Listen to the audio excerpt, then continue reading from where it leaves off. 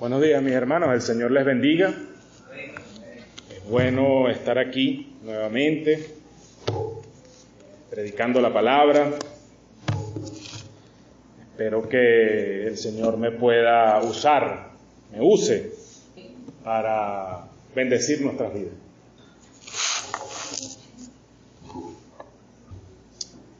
¿Cuántos aquí, de los que estamos aquí, sé que somos varios, son padres? Levanta la mano. Padres, madres. Estoy hablando en el término neutro de la palabra, padres en general. Ok, dejen la manito levantada. ¿Cuántos tienen niños adolescentes todavía? Ajá, pueden bajar las manos. Cuando yo no tengo hijos, pero voy a hablar desde la perspectiva del muchacho, del hijo. Cuando uno está chiquito, el papá de uno, la mamá quizá no tanto, la mamá es un amor que uno tiene cotidiano, una adoración que uno tiene todo el tiempo porque estamos juntos, pues, en la casa, los que tuvimos la bendición de que la mamá estuviera en casa durante nuestros días de infancia, nuestros años de infancia. Y entonces con la mamá uno comparte muchas cosas, muchas circunstancias, situaciones, alegría, regaño, llantos. Con el padre quizá hay una relación más de admiración, más así como algo más, los que tuvimos la ventaja de tener a nuestros padres con nosotros. Pero con ambos hay algo en el niño que solamente está en los niños más pequeños, y es esa sensación de que papá y mamá es como lo más grande. Uno está asombrado de cuánto sabe mamá, de cuánto sabe papá. Uno está asombrado de las cosas que pueden hacer y que hacen. Uno quiere hacer lo que hace papá y lo que hace mamá. A veces ese querer hacer lo que hace papá y lo que hace mamá lleva a ciertos desastres en la casa y a ciertas reprimendas, pero es eso, el muchacho quiere ser como su padre, quiere ser como su mamá, los admira. Y es algo absoluto, o sea, uno no se imagina que papá o mamá puedan estar equivocados. Cuando empezamos a crecer, esa situación empieza a cambiar. En la vida del muchacho, los papás empiezan a perder, por decirlo de alguna manera, cierta relevancia. No es que sea verdad que no son relevantes en la vida del muchacho, pero el muchacho lo ve así. Empieza a pensar, a conocer nuevas cosas, le enseñan nuevas cosas afuera y de repente empiezas a cuestionar lo que te dijo tu mamá o a cuestionar lo que tu papá te dijo. Oye, no es que no los quieres, no es que los tratas mal, porque igualito te van a dar tus cuerazos si te pones cómico a esa edad. Pero si empiezas a pensar, oye, pobrecito, mi papá ya está viejo. Oye, mi mamá no sabe nada, ¿vale? Se quedó allá. Y hay ese periodo temporal en el que el muchacho pierde esa admiración, eso vuelve, no se crean, cuando uno llega a tener 30 y pico, 40 años, a lo mejor antes, en el caso de algunas otras personas, uno empieza a darse cuenta, oye, mi mamá me lo dijo, mi papá me lo dijo, oye, mi mamá sí sabía más que pescado salado, y yo decía que no, pero no, sí sabía, si hubiera hecho caso. Y empieza uno otra vez a volver a aquella reflexión de escuchar a tus padres y a tus viejos. Pero mientras estás en la adolescencia no, estás escuchando a todo el mundo y bueno, de repente empiezas a pensar que tu papá se quedó obsoleto, ¿vale? Y yo veo allí, no sé si ustedes lo ven, un paralelismo con nuestras vidas espirituales. El que recién ha nacido de nuevo, su relación con Dios es una cosa maravillosa. Y no vamos a hablar de si ponemos en duda o no el conocimiento de Dios, porque no es a eso a lo que apunto, sino que tenemos un asombro, una maravilla en el corazón acerca de Dios, acerca de Cristo, acerca de lo que hizo por nosotros. Hay un afán de estar al día con las cosas del Señor, en el sentido de que queremos orar, queremos aprender, queremos conocerlo. Algo que con el tiempo empieza a bajar. Voluntaria o involuntariamente, nuestra vida espiritual se empieza a volver rutinaria. Se empieza a volver una y otra vez las mismas cosas, los mismos ritmos, las mismas oraciones, los mismos servicios, las mismas canciones, las mismas clases, a veces las mismas predicaciones, Y estamos como en esa misma situación en la que se pone el adolescente, ¿no? No es que digamos Dios no es tan bueno como yo creía, sino que dejamos de asombrarnos, dejamos de apreciar la maravilla y la gloria de la persona de Dios. Y eso es peligroso, hermanos. Eso es muy peligroso.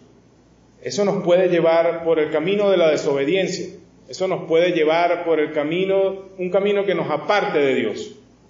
Hoy temprano le hacía un comentario a Ninoska mientras hablaba con ella y le decía que el camino por el que camina el cristiano no es un camino humano. No es algo que nosotros podamos hacer solos. No es un camino que podamos andar sin estar acompañados del Señor, sin ir de la mano del Señor, si el Señor no nos lleva por allí. Y cuando nuestro asombro por el Señor y nuestra maravilla por el Señor se apaga, tenemos la tendencia de alguna manera de dejarlo en la casa, por decirlo de alguna forma. Ya no recordamos quizá orar por esto o por aquello antes de ir a hacerlo, por nuestra jornada laboral, por nuestro viaje hasta el sitio de trabajo, por nuestra familia, que a lo mejor en la mañana los muchachos van al colegio, orar al Señor por ello. Vivir cada día aferrados en fe a Dios, porque sabemos quién es. Estamos conscientes de la maravillosa persona que es. Y la pregunta que yo quisiera responder hoy es, ¿qué podemos hacer para mantenernos en ese gozo, en ese asombro que conocimos en un principio? ¿Qué hacer cuando empieza a apagarse la llama de ese asombro, la llama del gozo de que conocemos y somos hijos de Dios? El título del mensaje de hoy es Del gozo al amor. Y el libro de Deuteronomio, su nombre literalmente significa algo así como segunda ley, y se refiere al hecho de que la mayor parte del libro transcurre con Moisés recordándole la ley al pueblo. En algunos casos incluso hasta interpreta algunos pasajes de la ley a la luz de las cosas que han venido sucediendo desde 40 años atrás que salieron de Egipto. Recordemos que Éxodo nos habla de la salida del pueblo de Israel de Egipto, y Deuteronomio nos está hablando de la llegada del pueblo de Israel a Cades Barnea, el punto en donde ellos iban a pasar a la tierra de Canaán o la tierra prometida. Entre esas dos cosas pasaron 40 años. El pueblo dio vueltas en el desierto durante 40 años y toda la generación que en su momento había pecado, que no le creyeron a Dios, porque no era la primera vez que estaban allí en Cades Barnea.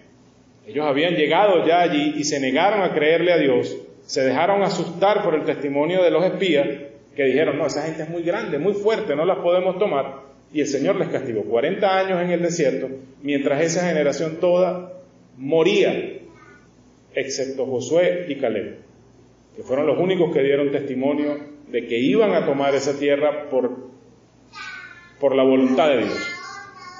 Entonces Moisés está allí con los hijos de todos esos hombres, la nueva generación, digamos, una generación que muy posiblemente no vio cómo el Señor abrió el Mar Rojo, posiblemente no vio muchas de las señales que ocurrieron durante el camino, sino que escuchó de sus padres y de otros todas estas cosas.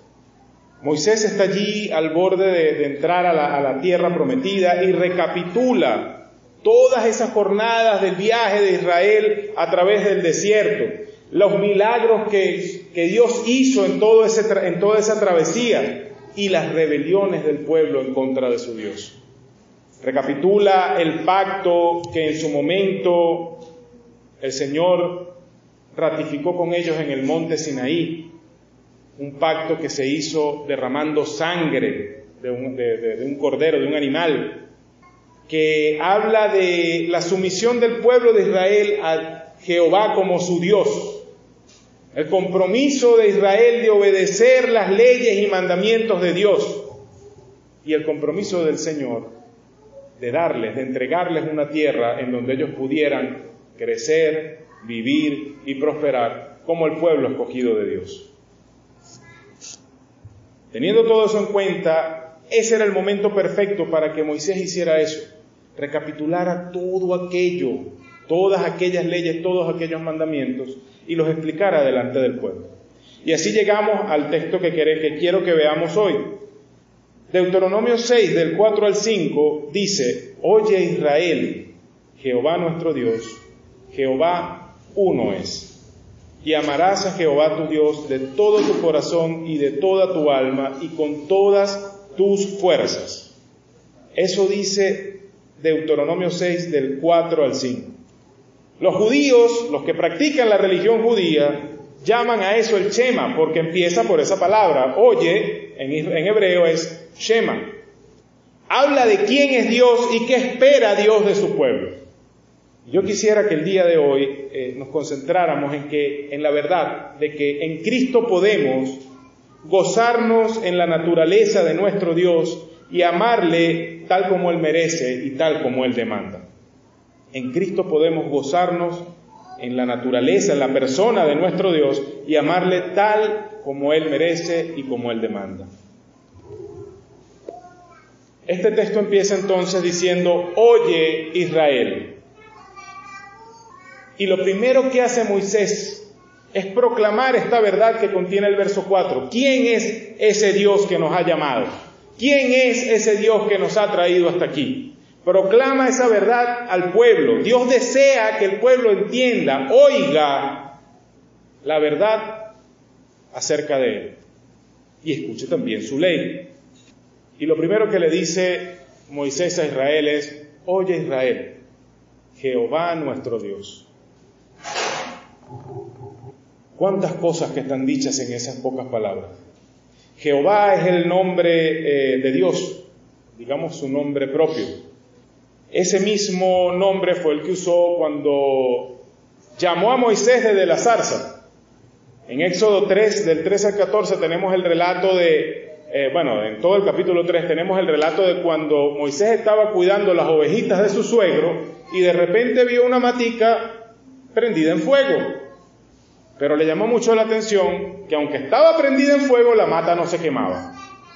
Y el Señor, una voz, un ángel del Señor, le llamó desde allí y le dijo: quita el calzado de tu pie porque el suelo que estás pisando es santo. Y allí lo llamó el Señor para ir a liberar a su pueblo de la esclavitud en Egipto. Y el nombre que usó Dios cuando Moisés le preguntó: ¿y quién le voy a decir yo a los judíos que eres tú?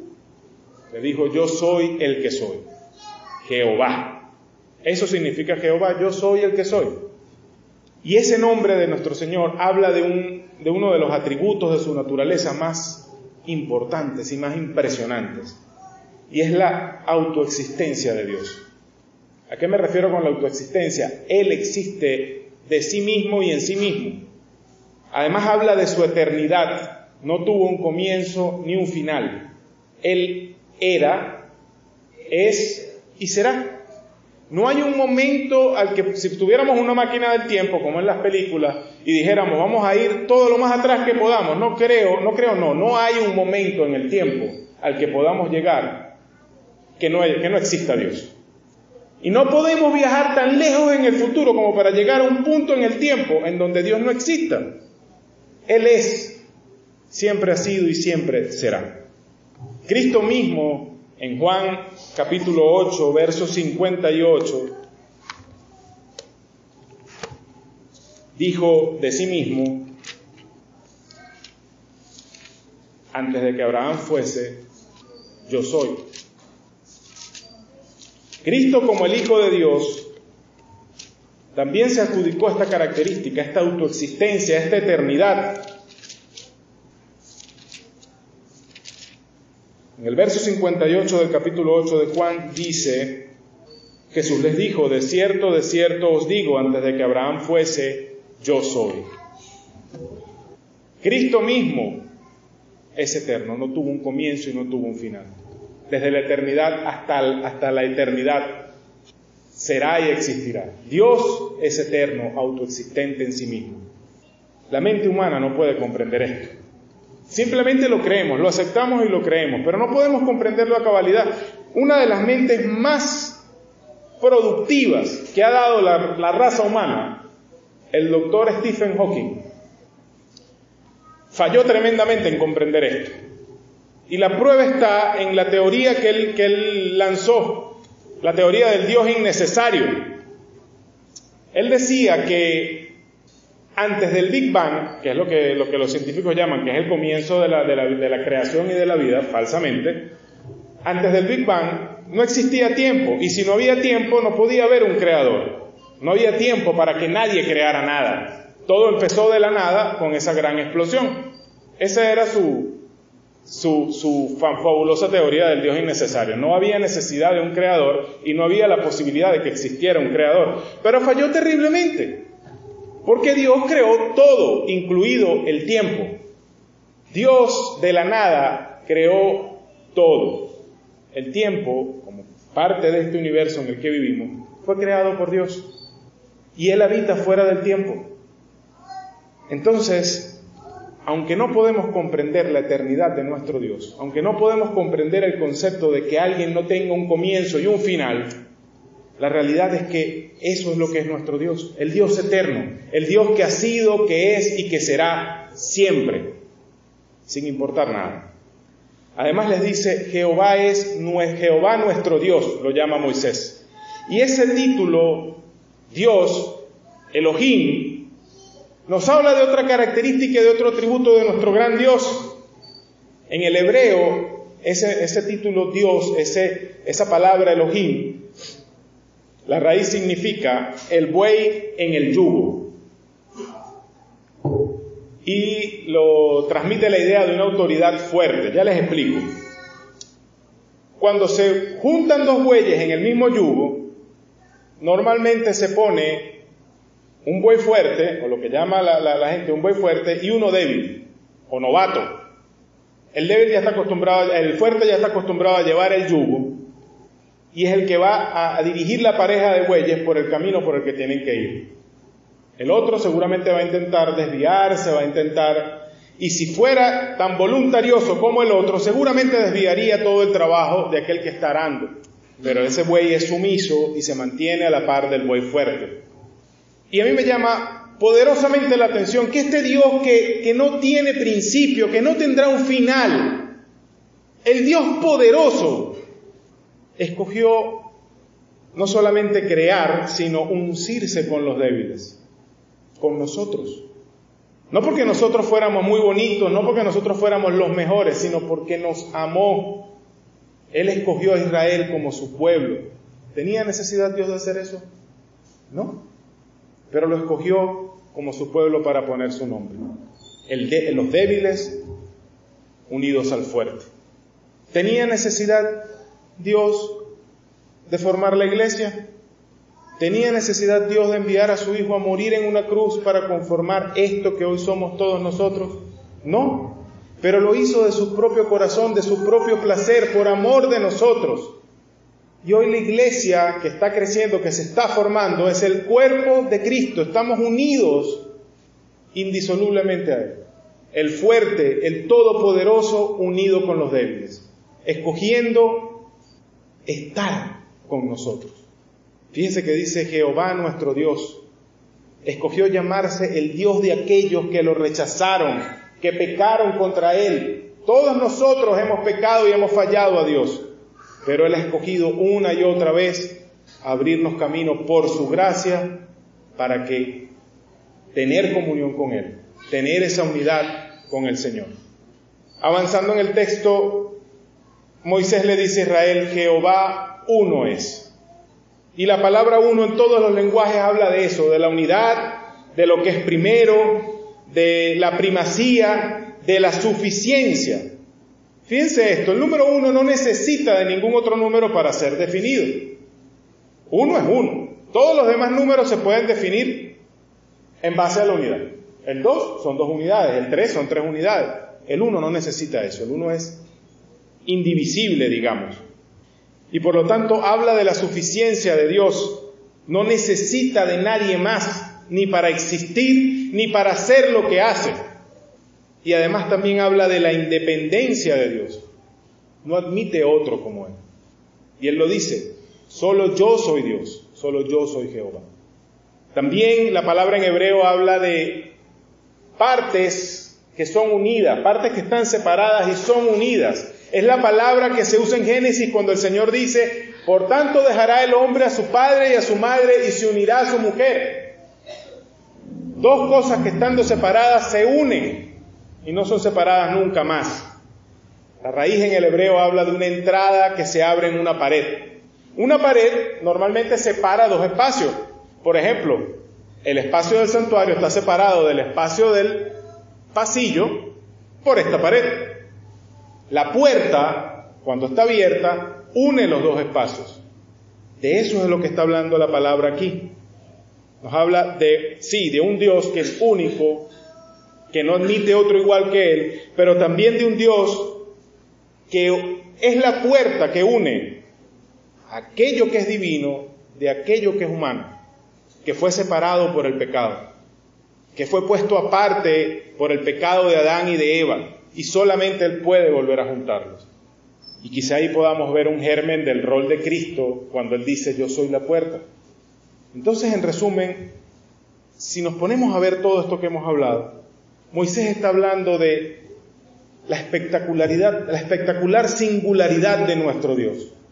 Creemos en un Dios que no necesita de nadie más, que no tiene igual en este mundo, que existe de sí mismo y por sí mismo, que tiene todo el poder como para crear este mundo y crearnos a nosotros, y todo el poder para condenarnos por nuestros pecados, y aún en nuestra rebeldía, en nuestra rebelión, el autoexistente, el todopoderoso, el único Dios, escogió unirse a nosotros. Se hizo hombre para cargar nuestros pecados y llevarlos a una cruz, para sufrir nuestras angustias, para sufrir la condena que merecían nuestros pecados en nuestro lugar. Y sabe una cosa, hoy en el cielo, Cristo sigue siendo un hombre. Es Dios, pero sigue teniendo un cuerpo humano y una naturaleza como la que tuvo cuando caminó aquí. Para siempre la tendrá. Él se ha unido a nosotros de una manera increíble. Y esto tiene que provocar nuestro asombro, nuestro gozo. Porque no tenemos un Dios que está lejano. No tenemos un Dios que no tiene poder. No tenemos un Dios que tenga alguna debilidad. Tenemos un Dios magnífico, singular, único, que nos ha amado más allá de todo lo que nosotros podamos concebir. Hemos considerado últimamente nosotros la persona de Dios de esta manera. Hemos considerado la persona de Cristo bajo esta luz. Hablo de considerarlo por lo que es. O sea, tratar de meter en nuestra mente el concepto de la persona de Dios, lo que es Dios. Y entonces considerar la verdad de que Él está con nosotros, está en nosotros, el Espíritu Santo de Dios vive en cada uno de nosotros. La maravilla que eso tiene, hermano, la grandeza de lo que Dios nos ha dado. Y no nos ha dejado solos. Nos ha dado su persona en nosotros, nos ha dado su palabra para conocerle, nos ha dado la oración para presentarnos delante de Él. Nos ha dado la comunión con Él y con los hermanos. Tenemos que volver a tener ese asombro y esa maravilla que tiene un bebé, un niño, al ver a su padre, a su madre. Así cuando pensamos en la persona de nuestro Dios y en lo que ha hecho por nosotros. Y además, ese asombro debería llevarnos al gozo exultante, al gozo incontenible de que nuestro Dios es Jehová. El Dios único, el Dios autoexistente, el Dios todopoderoso. Cristo nos ayuda a conocerlo. Cristo lo revela delante de nosotros, aquí en su palabra y por todo lo que hacen en medio de nosotros. Esto es lo primero que hace Moisés. Llama la atención del pueblo acerca de quién es este Dios que les está dando aquella ley. Y entonces los llama, desde ese asombro y ese gozo que debía producir la persona de Dios en sus vidas, los llama a amar a Dios. Dice, y amarás a Jehová tu Dios de todo tu corazón y de toda tu alma y con todas tus fuerzas. ¿Pero qué es el amor? El mundo habla del amor como una emoción. Y últimamente de una emoción que cambia como nos cambiamos de ropa. Hoy te juro amor eterno y dentro de unos meses a lo mejor te juro odio eterno y vete de mi casa porque te mato. Así es el mundo. La emoción cambia de acuerdo a cómo estén las cosas en el momento, a qué me hace sentir feliz a mí o a qué me hace sentir infeliz. Pero la Biblia nos habla de que el amor es algo muy diferente. Nos habla de que el amor es una decisión tomada minuto a minuto en la vida de la persona. Y el mismo Dios toma esa decisión todos los días con nosotros, por decirlo de alguna manera. Primero a los Corintios 13, no vamos a leerlo, pero en sus versos del 4 al 7, primero el capítulo completo habla de ese amor sacrificial y entregado de Dios por nosotros. El amor que espera que también nosotros vivamos. El amor que nos da para que nosotros amemos a nuestros hermanos como Él nos ama a nosotros. En los versos del 4 al 7 vemos que dice que este amor es sacrificial, abnegado, incondicional, generoso. Un amor que no se para a pensar, no, pero es que Él me hizo esto, no, pero es que Él hace tal cosa o ella hace tal cosa. No. Es un amor que pasa por encima de las peores traiciones, de los peores errores, de los peores pecados. Que pasó por encima de las peores cosas y llegó hasta la cruz. Y aún en la cruz, sufriendo todo lo que sufrió a manos nuestras, Cristo clamaba, Padre, perdónalos, porque no saben lo que hacen. Es tomar la decisión día con día, minuto a minuto. Robert, la puerta. Minuto a minuto de amar, así como nos enseña primero a los Corintios 13, a pesar de todo.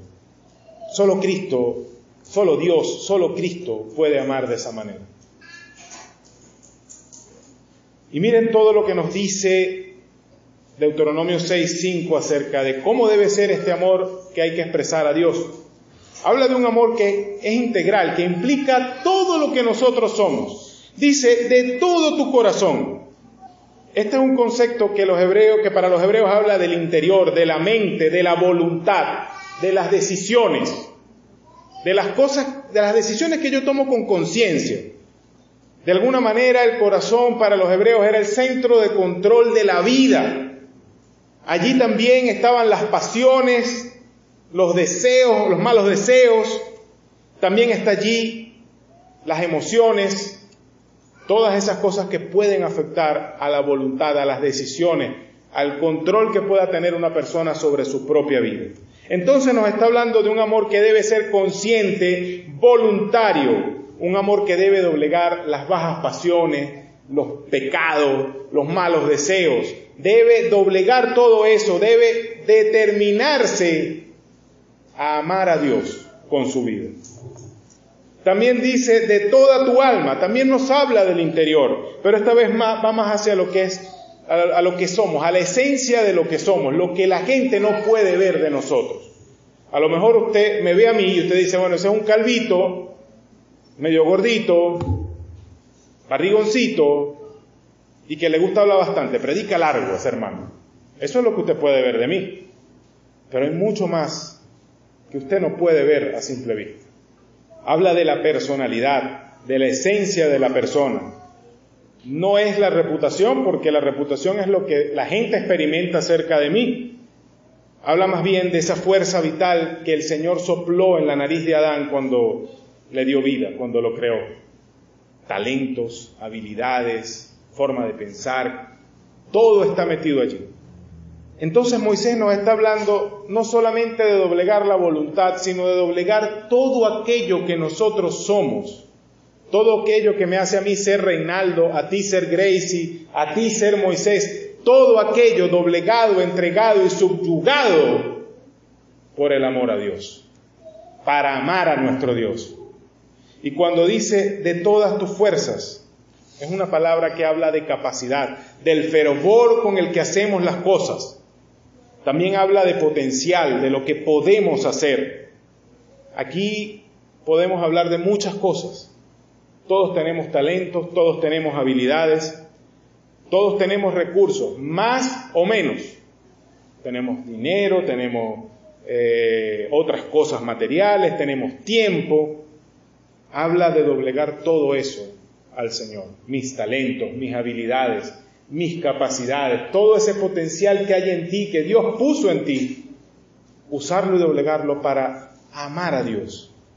Todo el potencial, aquello que tienes, los bienes que posees, el tiempo que tienes, todo eso te da la capacidad, el potencial de servir a Dios.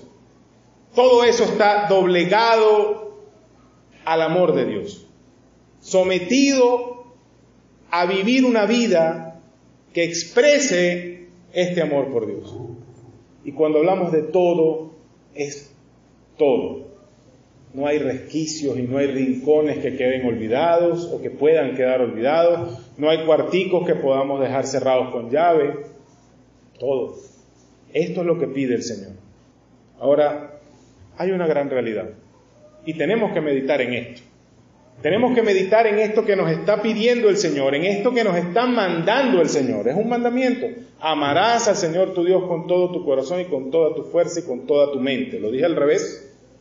Creo, pero ¿me entienden? Meditar en lo que Dios nos está pidiendo, pero al mismo tiempo meditar en lo incapaces que somos como hombres de entregar un amor así. No somos capaces de amarnos nosotros mismos de esa manera.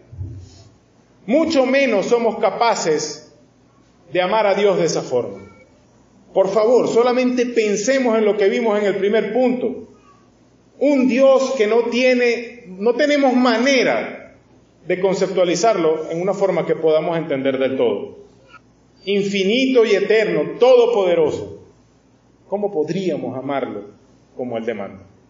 Entonces tenemos que meditar en lo que nos pide y en nuestra gran incapacidad. Aquellos hombres que estaban escuchando a Moisés a la puerta de la tierra prometida, es posible que hicieran todo lo que estaba en sus manos. Vieron a sus padres morir, vieron al Señor ser fiel con la provisión durante todos esos 40 años, estaban escuchando a Moisés toda la historia acerca de lo que Dios hizo desde que los sacó de Egipto hasta que los llevó allí. Pero aún así, todas esas personas que estaban allí en Cades Barnea, eventualmente fracasaron en cumplir este mandamiento. Y lo leemos en el Antiguo Testamento con sobra de ejemplos y de pruebas. Fracasaron. Y si nosotros estuviéramos en su situación, fracasaríamos también. El problema es que como humanos hacemos de nuestras relaciones, y estoy hablando de nuestras relaciones entre nosotros, algo transaccional. Tiene que ver con lo que yo doy y lo que yo espero que me den. Se basa en las expectativas que yo tengo del otro y las expectativas que el otro tiene de mí. Y queremos traducir eso, llevar eso a nuestra relación con Dios. Y en lo que hacemos eso, sencillamente estamos fritos, porque yo no tengo nada que ofrecerle a Dios. Y la otra parte es que tampoco merezco nada de Dios. Entonces la transaccionalidad aquí no basta, y muchos de ellos en aquel tiempo y nosotros hoy queremos entregar buena conducta por favor o por gracia. Queremos entregar buenas obras, buenos pensamientos, buenos valores morales para recibir a cambio la gracia y el favor de Dios, sea en nuestras vidas terrenales o en nuestras vidas espirituales. Y eso no funciona. Eso no es así. Por eso Moisés lo primero que hace es, este es el Dios que les llama, deben amarlo de esta manera. El tema es que Dios no busca la obediencia mecánica de nadie. Él no quiere autómatas. Si Él quisiera eso, hubiera creado gente sin capacidad para pecar. Con la única capacidad que pudieran tener es de obedecerlo a Él y nada más. Dios busca una obediencia genuina que surja del amor, no de la obligación.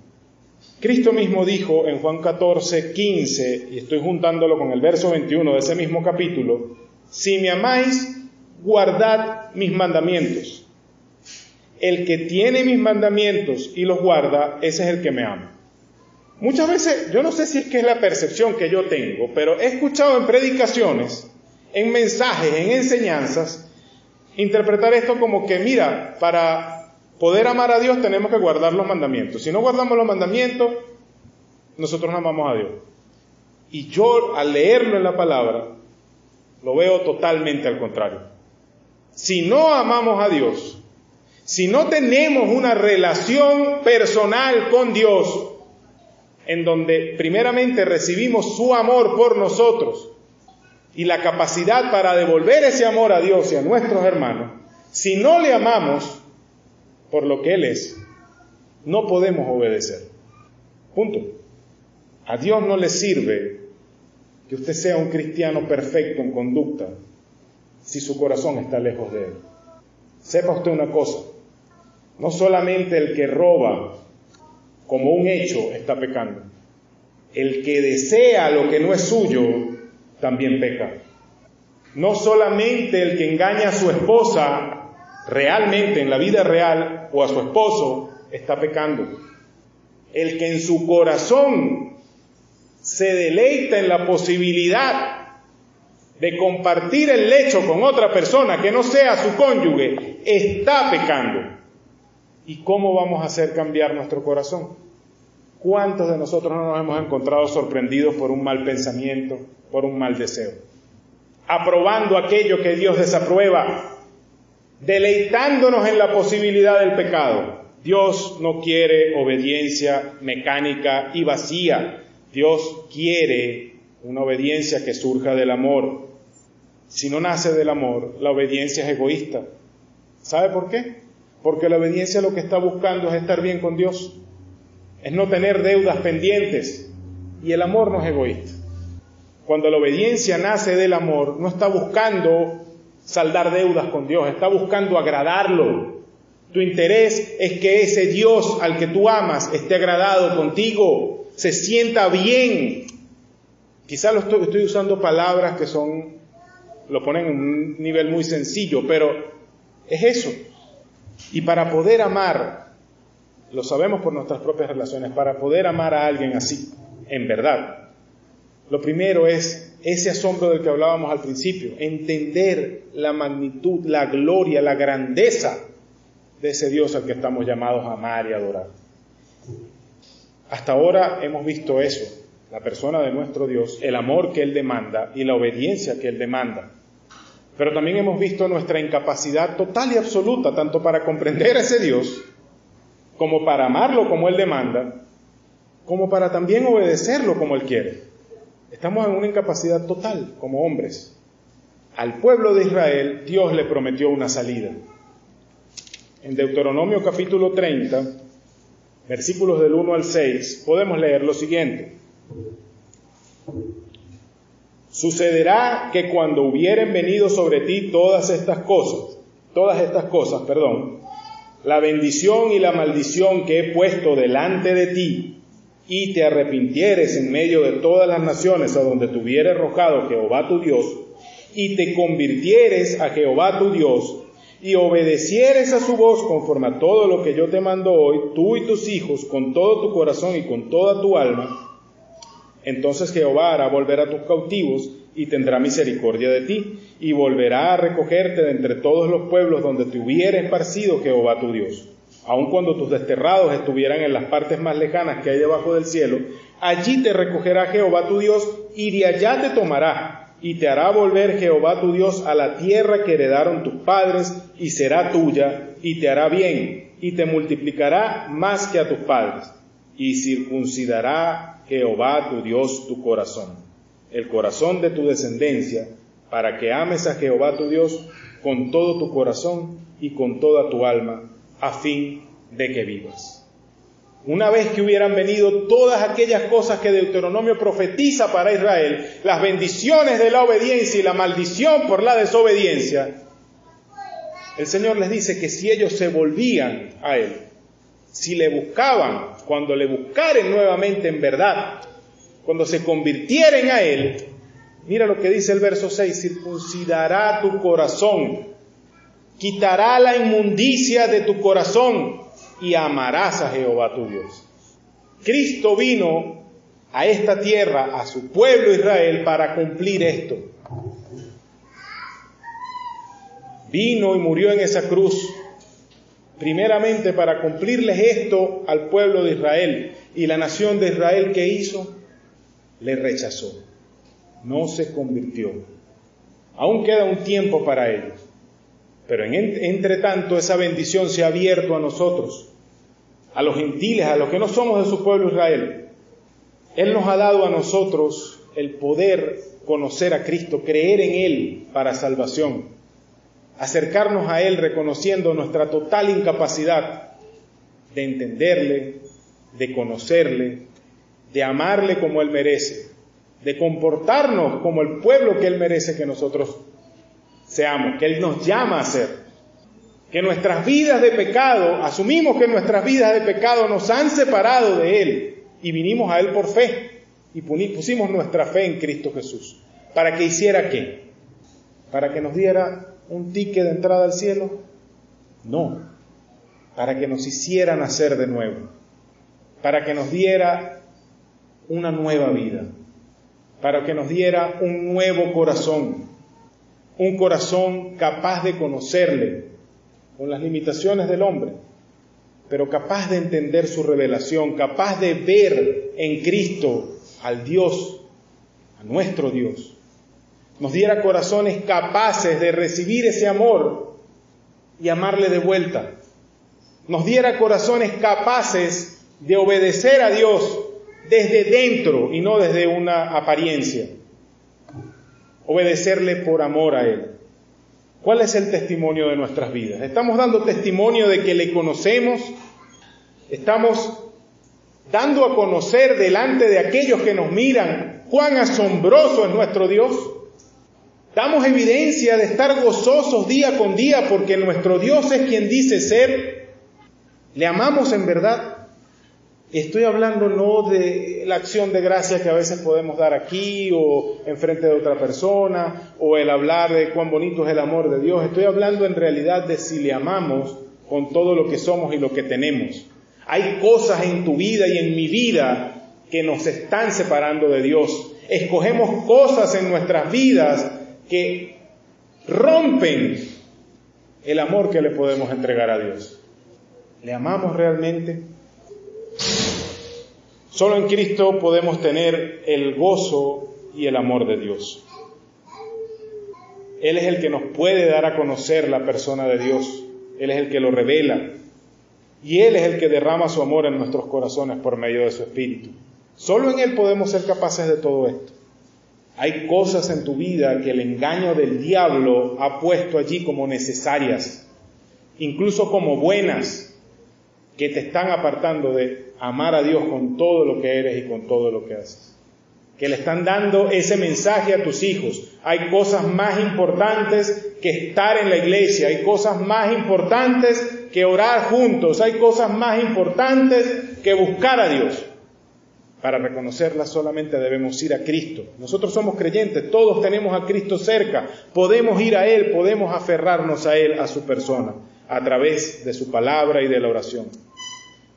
Podemos volver a una relación donde el asombro sea lo diario, donde el gozo de conocer a Dios sea continuo, aún en medio de la dificultad, donde el amor por Dios y el amor de Dios por nosotros sea la constante.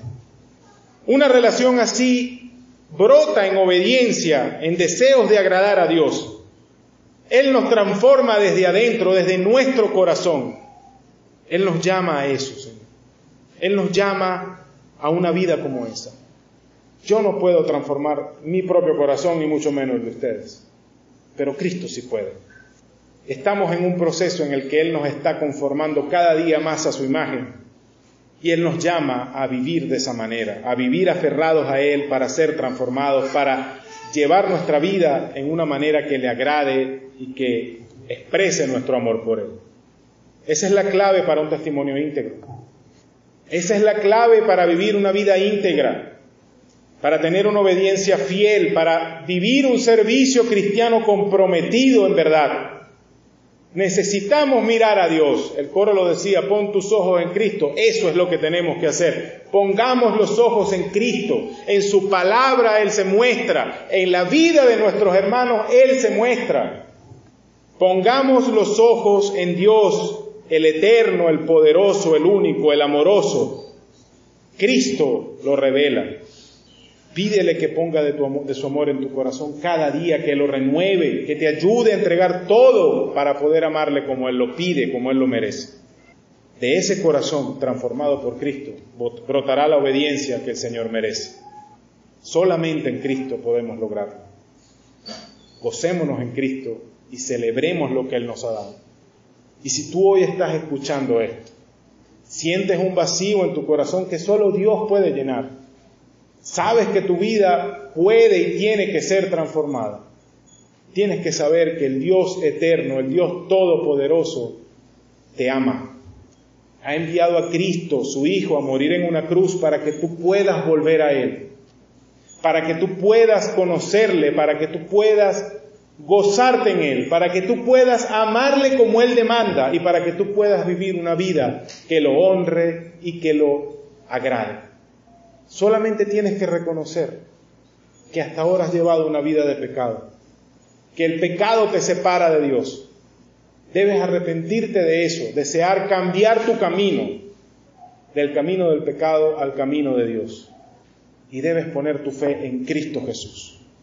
Debes creer que Él vino a morir en esa cruz y resucitó para que tú fueras hecho un hijo de Dios y fueras hecho salvo. Lo demás Él lo hará. Él transformará tu vida. Él cambiará tu corazón. Él te dará el amor y la obediencia que Dios demanda.